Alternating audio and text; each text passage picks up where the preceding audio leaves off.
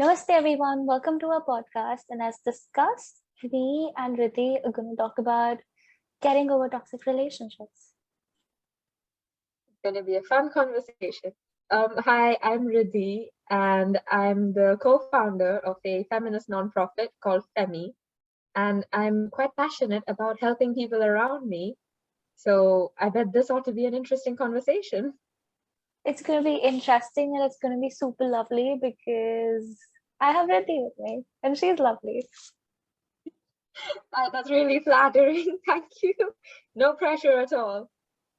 Okay, Yeah. so let's start by talking about what toxic relationships actually are.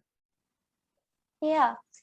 So, majority of the time, people restrict toxic relationships to the ones that they have with their romantic partners. But we're going to do this thing that we're going to extend the plethora to our friends, family members, colleagues, people around us, and we're going to notice the patterns of our emotional responses to them. Because any toxic relationship is a two people thing. You cannot have a narcissist without having a people pleaser with them. So Exactly. let's talk about the emotional cues that we have when we are in a toxic relationship, starting from the most important one, which is codependency. You're going to depend on the other person so much for everything, not just how you are, but the decisions that you need to make, the lifestyle that you're creating out of yourself, so much so that you're going to depend on them to identify you. So your self identity is in question, which leads me to the second point, which is your loss of sovereignty. You literally let them decide the kind of person that you are, the decisions that you make, the things that you do, your attitudes, your behaviors, even your preferences are all going to be dictated about how they might perceive it. So you want to be Exactly. liked by them. It's almost like most toxic relationships are sort of underpinned by a sort of fear that if you don't agree with them or if you don't let them have their way, they're going to withdraw themselves from your life, and somehow that makes you worse off than you were. Exactly. So, there's this phase in toxic relationship that you see a lot. If you do something that they like, but if they're really, really happy, there's gonna be an entire love bombing zone in you where they're just like really, really nice and supportive and everything that you've ever imagined. But you do one tiny thing wrong and they just go on this binge of ignoring you. Yeah, and they make you feel like your entire existence is worthless if you're not getting their attention, Yeah. and if you're not meeting their expectations, which really puts you in a box, doesn't it? And Yeah. it's that being in a box and not being allowed to explore new things or explore your own self, that that eventually hurts you, because really, how long can you stay in a box, whether literal or figurative?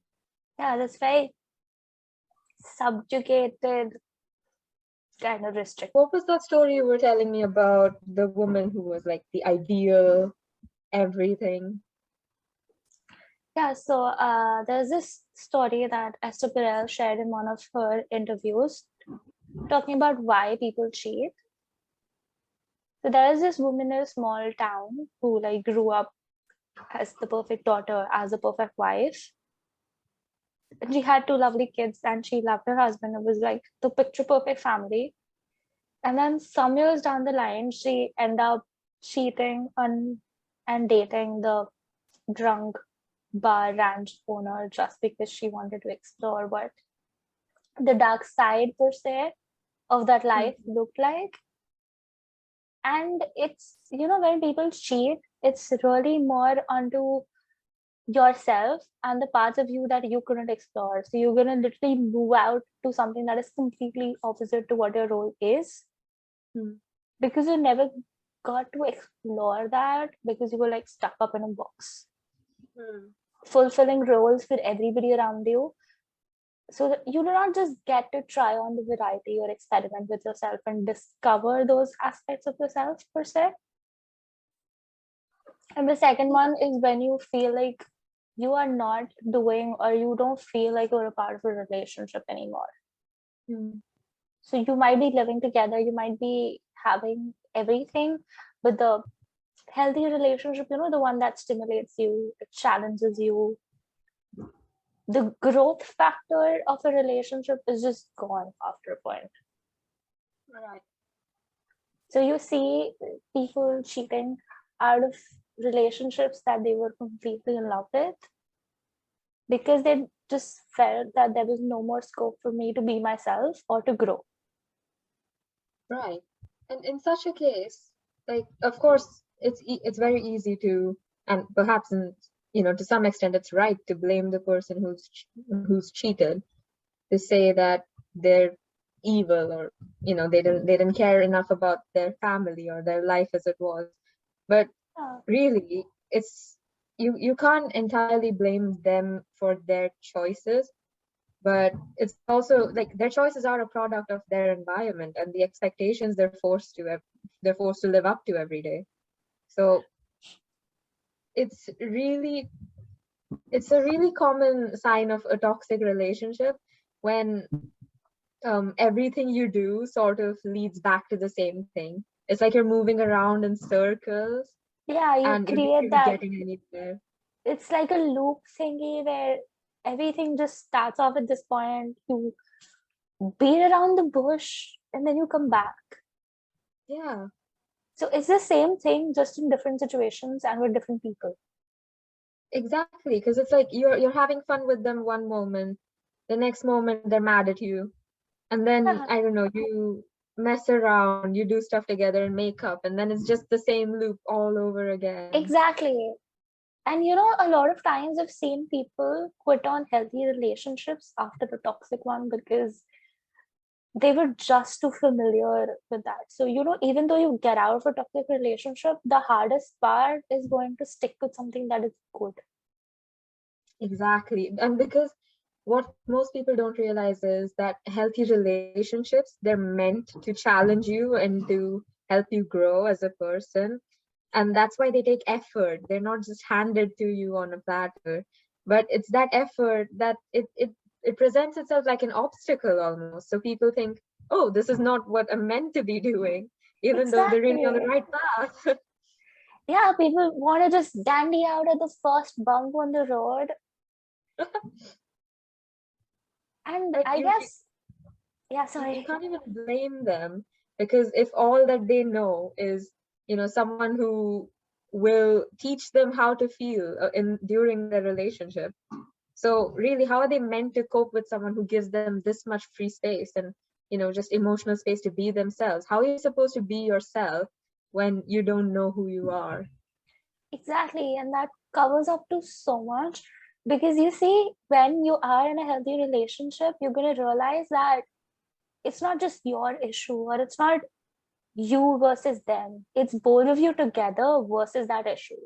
So the factor of togetherness that develops in a healthy relationship is kind of hard to swallow, because it gives you an equal position to the other person. You're either used to being above or below, and that equality just kind of sets people off the scale sometimes. Exactly. And what people aren't used to, like especially nowadays when it's so much more common to, like at least in my experience, the people I've spoken to, so many of them get into a relationship just because they're lonely or they don't want to be alone. And when you get into a relationship just because you don't want to be alone, you become really dependent on them for validation. And it's like just having their presence near you makes you feel better about yourself. So what Yeah, happens when they start mistreating you? What happens to your self-esteem, your self-worth? They're sucking you dry. yeah, it's like an energy vampire running all around you. Yeah, exactly. It's And like you just hung your self-worth onto somebody's neck and they're just cutting it off. exactly. And that's why when you're in a healthy relationship, like the real major difference between a toxic relationship and a healthy one, at least in my opinion, is the fact that in a healthy relationship, you are your own person. Like you are an individual in your own right. Yeah, You're not an extension of your partner. You're not whoever's girlfriend or whoever's boyfriend. You're just yourself, and you're allowed to explore yourself, and your partner actually helps you explore yourself and, find new avenues to grow. And people find that challenging, and so they think it's a bad thing. They find comfort in the fact that a toxic partner might tell you how to be, or Yeah, like, like at our age, we're all so uncertain about everything. The future is exactly. uncertain. We don't even know if the earth is gonna be habitable in like 20 years. But so you can imagine how good it might feel to have someone with you who tells you what to do and what's right and what's wrong. But really, even in dating someone like that for a couple of months, imagine how much you're screwing over your own thought processes, and how much Yeah, you're unlearning how to think for yourself. it's just, I guess people want to downplay the impact of temporarily dating someone or temporarily changing yourself for someone. There's a difference between, trying to be a better person around them because that's a change that you prepared within yourself because you think the other person deserves it, versus this change that you're creating in yourself to be validated by the other person. Exactly. It's like you're giving away not just your sovereignty but your energy out to people, and they can just play around and waste it. Yeah, and for what? Just to end up in the same place where you were already, if not further back. Exactly, and it's just so depriving. And I guess the most telltale situation here would be every relationship is going to change you, but when it is a healthy one, you see yourself becoming a better person and a more happier person.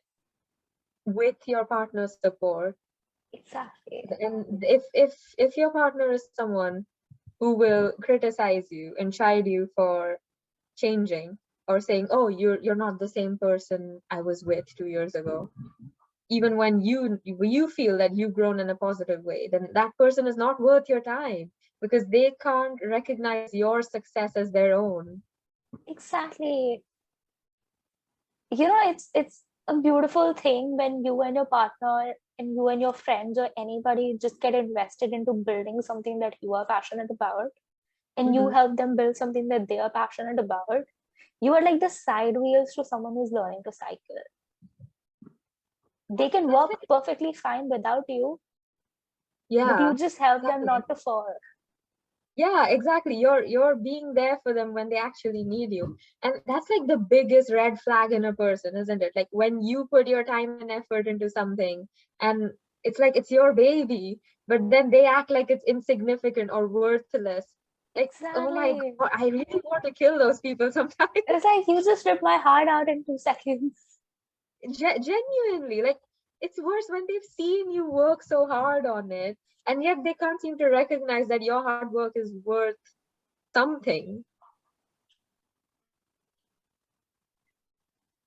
So, okay, so we've talked about toxic relationships, Yeah, and we've talked about how we know we're in a toxic relationship when we feel like we've lost all sense of purpose, we've lost, the ability to feel like an individual and do things on our own.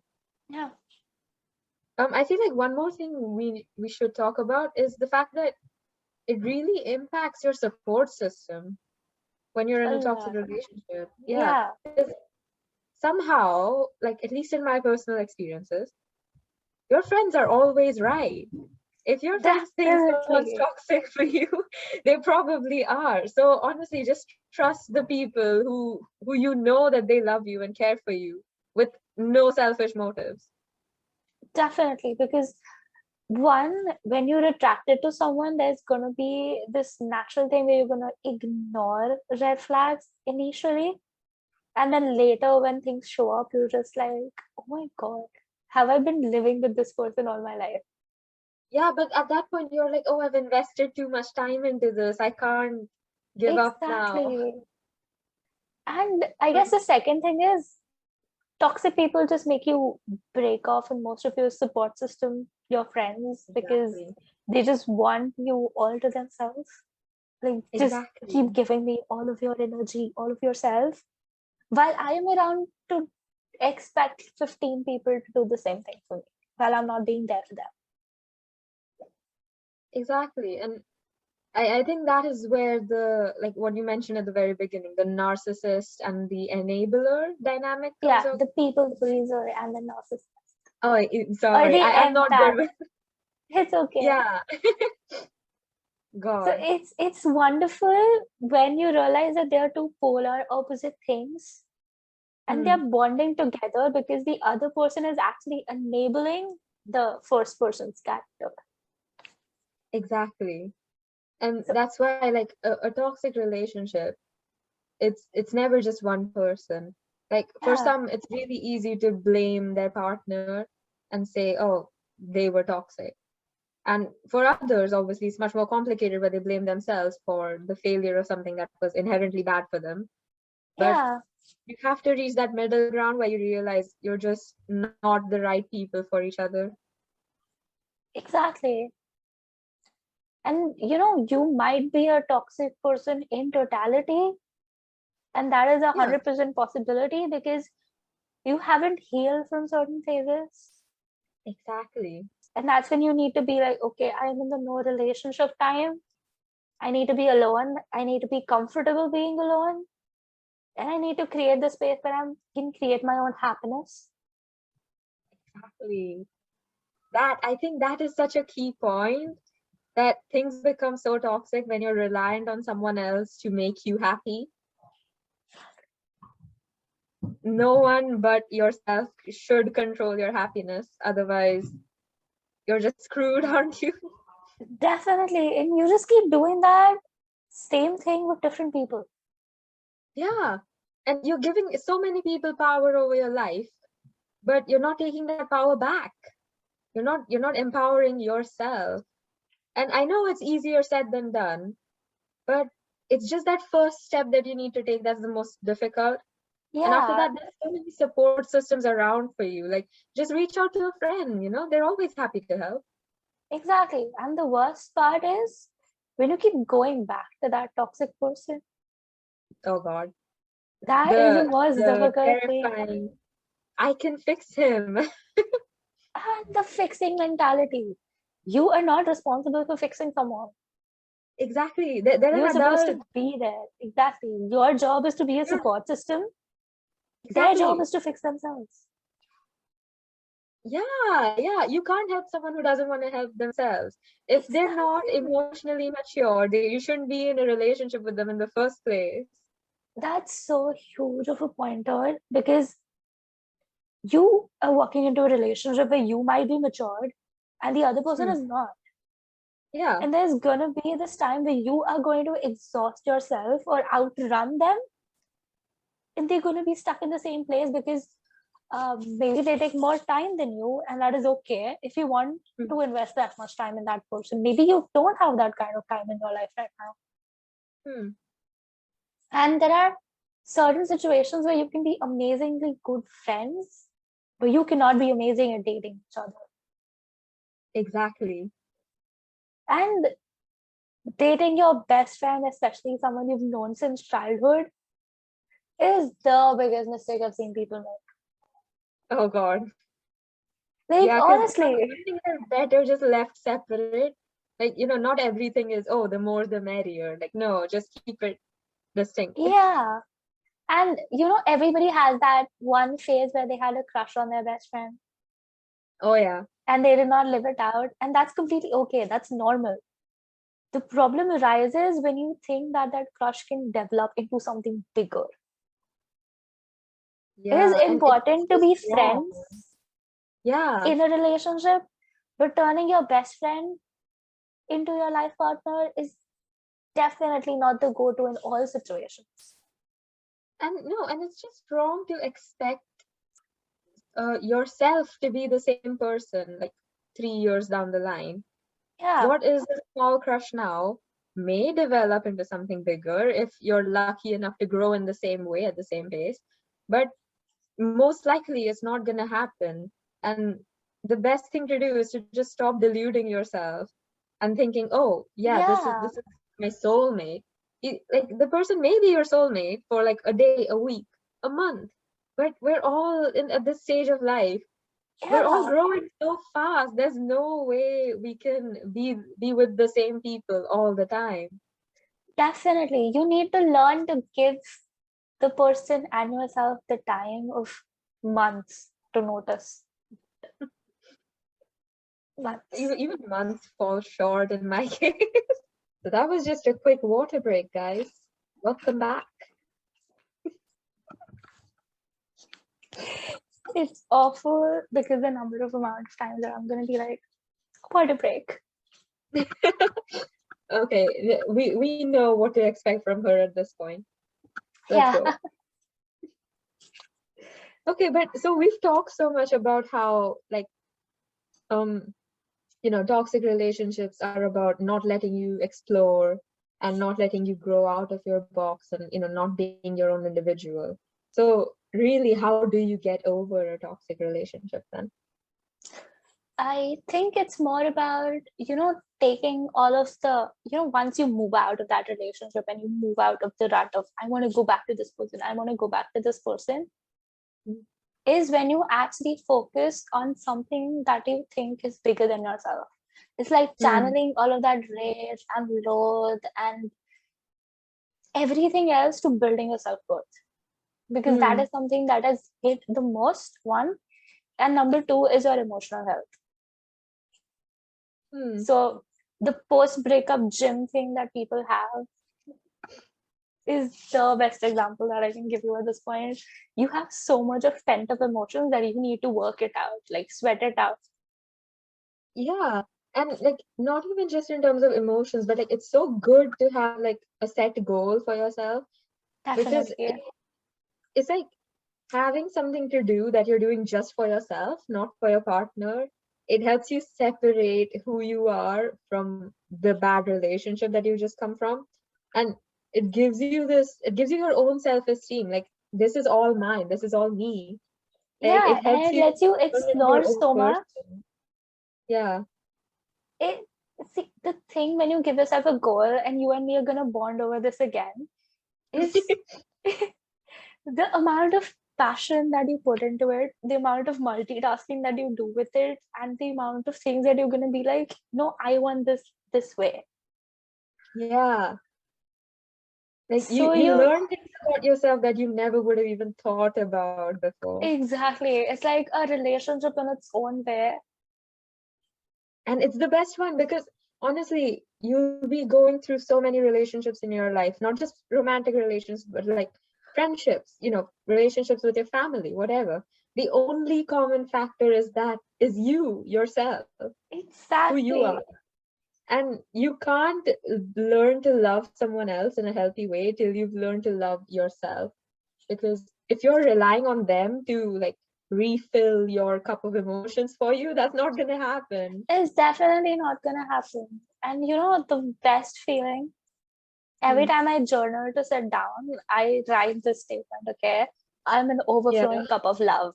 That is my go-to statement. I feel you, and it hits so hard.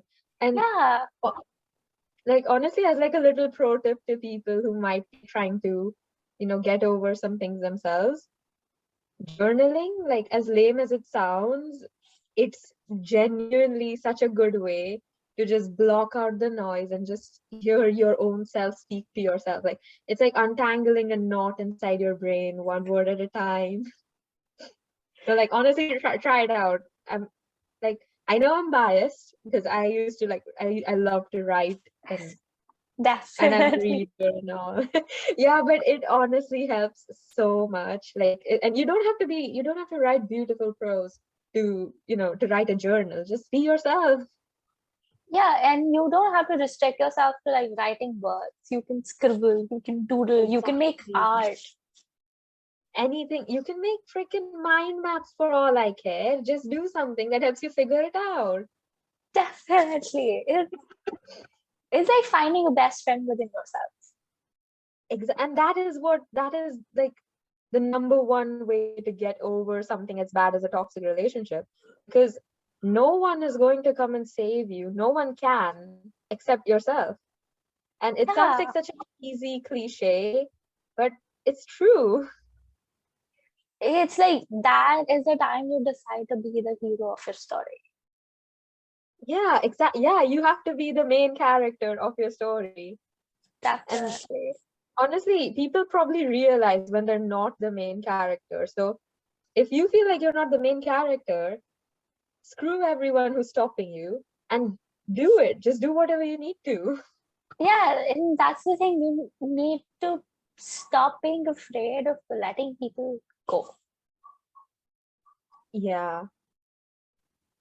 Like, and yeah, and that's one of those things, right? It's the most difficult thing is to actually get out of something like that. Once you get out, it's like a walk in the park. It's like suddenly your mind is clear, you know what to do. But it's taking that step to cut things off. It's like, the brushes feeling. You just wake up one day and you're fine. Yeah, exactly. And then you look back and you realize that I have spent like a month or 10 days or 3 months or a year reaching to this one feeling. Exactly. And all it took was one little thing, just one text, one phone call, something. It could be anything, but the journey leading up to that one point, that is you rediscovering your entirety Exactly. and on your terms, which is the most beautiful thing. Yeah, and the best way to make that happen is to throw yourself into something new. Def- Because yeah, like at least in my experience, like when I moved away from home to like a completely different continent, and the like it reinforced my beliefs and it made me reconsider everything I knew, because every second of every day you're bombarded with all these new ideas that you'd never even thought about, and you have to compare it to what you know and think, okay, what's best, what's logical here. It redefines who you are, and that's what you need. Definitely need.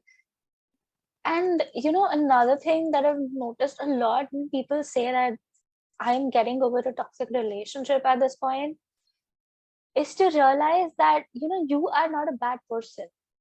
Exactly. You are not the victim here, and you're neither the victimizer at this point. When you getting over it, you need to cut off the identity of the victim, Hmm. because otherwise you're just gonna keep playing that dumb record in your brain that's telling you that other people did this thing to me. Yeah, and like it's valid to be stuck in a dynamic. It's good to acknowledge that there is a dynamic and to break free from it, but you are not the role you played in that dynamic. You Exactly. may have the label of a narcissist or an enabler or a people pleaser, but you are not that label. You don't have to fit into it. Break free. Definitely. Don't think of it as your personality or your character. That's not you. That's just who you were with that person. That's why you have to let them go. Exactly. And if you are a general empath or a general people pleaser or a general narcissist, it is upon you on how much percentage of that behavior you want to continue being. Hmm. The problem with being a narcissist or a problem with being a people pleaser is that you're on the edge of the spectrum. You're Hmm. either too focused on yourself or you're too focused on the other people around you. Hmm. So, what we're talking about in either of these situations is the lack of moderation and the fact that you just keep balancing each other's toxic traits and you keep balancing and filling up each other's toxic cups. Right. So, the minute you let go of that identity, you can use it to learn, but the fact that you are redefining everything that you are, and you're giving yourself this time and space, is to go back and find out that what made me a narcissist in the first place. Exactly. Why do And I have to fight for my emotions, and why do I need everybody to keep giving me that energy? exactly. And you've already, and in breaking off from that situation, you've already shown so much self-awareness that you have it in you to work on yourself, to be better for the people you care about in the future, to be Yeah. better for yourself, in fact. And once, you get through this phase, that's when you can say that, you know what? Now that I've healed this, I'm going to be happy with myself. I'm going to be happy being alone and comfortable with my own company. And that's when you make space for something beautiful to walk straight up to you. You don't even have to go looking for it. Anyone can be a little creeper, like crawling up a wall. But if you want to be a tree, like a really nice, pretty, I don't know, an oak tree, you have to have that patience and allow yourself that time and effort to go in to actually help yourself grow. And then sooner or later, someone will come along and be with you to help you even further. I love these songs. It's so relatable and pretty. Oh God, I'm happy. I generally imagined a creeper and then a tree, and how I would prefer sitting right under the tree, and how people want to cut off creepers all the time. It just made so much deep sense. I did not think it through that much, but I'm glad it makes sense. It makes some. I just love the symbolism flow at this point. It's just pretty. We're geeking out over literature stuff right now.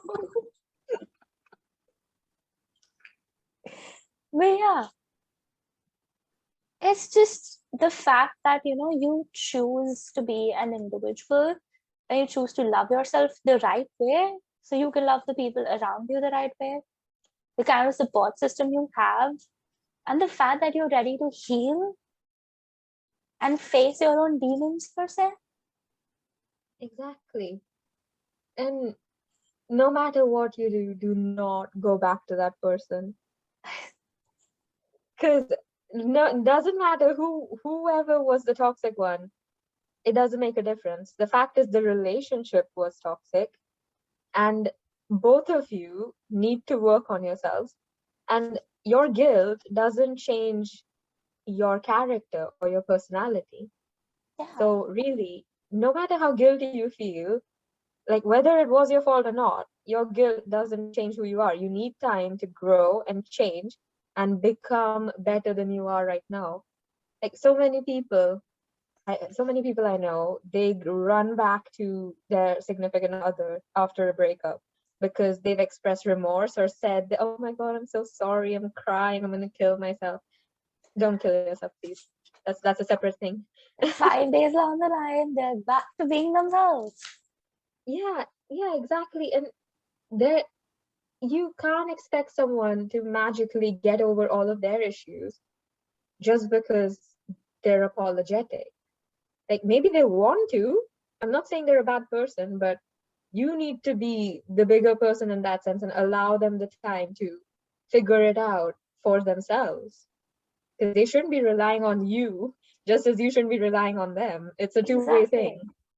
I guess forgiveness plays an important role in like letting the other person go. Yeah. Forgive but don't forget. Like that Definitely don't applies here. forget.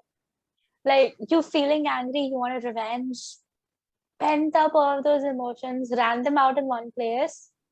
But if you Mhm. really need to let someone go, you're not gonna be able to do them when you're loathing them. Mhm. They constantly on their mind. Either you hate them or you love them. Yeah, So you're technically giving away your energy by hating on them all the time. true. But then that also brings your point of moderation. Like you hate them or Exactly. you love them. There's no moderation. You need to be at that point where you're okay with them and Yeah, you just acknowledge that they have just as many flaws as you might have, yeah. and that's fine. You see, all of that awareness just makes you want to forgive them at the end of the day. It's like, you know what, you messed True. up, I messed up, let's call it a truce, walk our own ways. Yeah, and that's another thing. People think forgiveness means an invitation back into your life, but that's not how it works. forgiveness is not the same as an invitation. If you don't want someone back in your life, don't let them in. Just say no. And if they're still being a bit of an ass, then I mean, call the police, I guess. But no, one of the most important things: form a support system. Reach out to your friends, even if you had fights during your whole phase. Reach out to your family. Make new friends. Speak to people who are passionate about the same things as you. Yeah, walk into and build a community. Join a community. Exactly.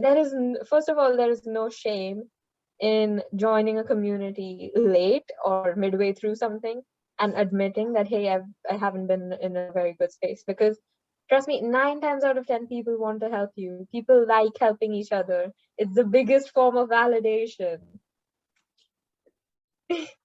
Isn't it? You agree, right?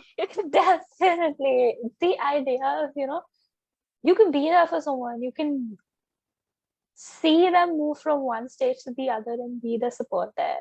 The fact that I can go up and ask someone, you know what, I can help you around this. What can I do to help you around this? Exactly. It's And what do you just want so in return? pretty. Nothing. Yeah, we just want you to be happy and not be an ass back to us. Exactly. Yeah. So, yeah, like forming a support system is the most important thing. God. But don't do that at the cost of your time, your effort, and your interests. Yeah, you No need one's gonna. people who can be pillars to uphold your life right now and Yeah, not scapegoats who are just there for the fun of it. exactly. Yeah. Like as long as you're around people who appreciate where you're trying to be in life and are there for you, you're fine. You'll be fine. Yeah. Also, a sweet, sweet, sweet Chotu sa mention that I need people to do: acknowledge people for the little things that they do for you. Oh. Tell them something that you feel, something that is positive, because the general lack of appreciation in the world makes me want to cry. And honestly, the person that you might look at someone and think, oh my God, she has lovely hair. That person might be at the worst point in their life right now. And your one tiny little compliment will make them so happy. They will think about it at night before they go to sleep and they'll have a dreamless, sweet sleep. I can tell you from experience. It's just nice to appreciate the people around you. Like how Yeah. hard it And it is costs to just nothing. exactly. And it's such like, you know what? Like I used to struggle so much with social anxiety and awkwardness, and I just didn't know how to conduct myself. But like I started doing this thing where if I thought something nice about someone, I just go up to them and say it, and it helped because like it makes you realize people are just people. They like to be complimented. They will smile at you. They'll make you feel nice. They'll get flustered. Everyone's human, and it just gives a really nice feeling inside, you know. Yeah. It's just pretty. Just go around, be a nice person, appreciate something that you think is nice about them. It could be as little as, the way that the person smiles, or Yeah. how their hair is looking today, or how you like something about them. Just go up and be like, you know what? Hey, I just genuinely like this about you. Yeah, exactly. You can make a stranger's day. Definitely. Oh my god, I love it how the vibes just shifted to positivity. That's it's like so it's like a toxic relationship. You start off in a really bad place, then you Yeah. sort it out till you're happy. God, this is too much symbolism in one podcast.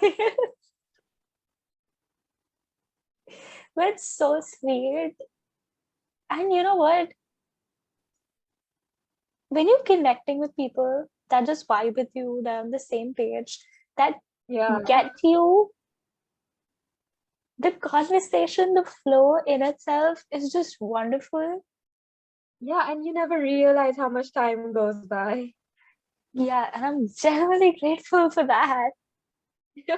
And it's so nice to meet you, Shruti. Like people listening to the podcast won't know, but we genuinely spoke for an hour and a half beforehand, and it just doesn't stop. We had to force ourselves to start recording the podcast. It's seriously very sweet, and I'm super duper happy that this episode is going to be airing sometime, and we just bonded so much over it. It's like I made a new friend, and she's such a lovely person. Thank you so much. I'm so glad I got over my mental block of like, oh my god, she's too intimidating. I kind of get that sometimes. No, but you're too sweet, man, and you're so smart. I love talking to you, Oh and my I'm god, so thank glad you let you. me be on your podcast. Trust me, this is going to be one of the most fun conversations that's going on the podcast industry entirely. Oh my god, if they don't blow this up, they're missing out. Definitely. If you don't blow this up, I'm sorry, you're a little piece of pussycat. Oh no. Okay, you don't want to be a cute little pussycat, so just go around, share this podcast everywhere. Yeah. Also introduce Femi a little bit for us. Oh, of course. Right. So, my best friend Abhishek Kapadia and I started Femi, like I think a bit more than a year ago now, and it is so fantastic to see how much we've grown because we went from just the two of us running the whole account to four teams now, with like almost 50 people working on the cause, and we have loads of projects planned for the future, and hopefully we can start executing them as soon as things have quieted down a bit. COVID and personal requirements and all of those things, but we hope to leave an impact on the world of gender equality, even if it's just one person who learns a bit more about the world because of us.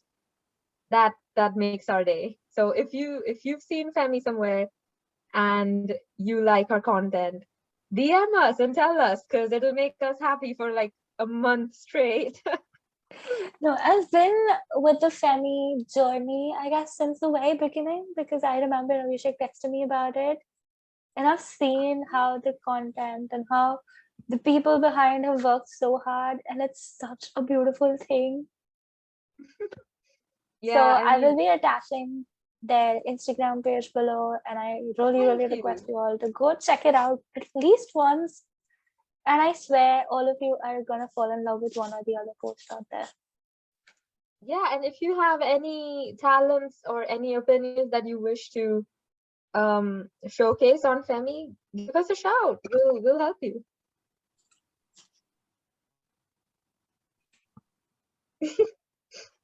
That I was guess. fun. Yeah, see you soon. Thank you so much for hopping in and sending you little pockets of love. Thanks, And hope to guys. see Bye you. bye.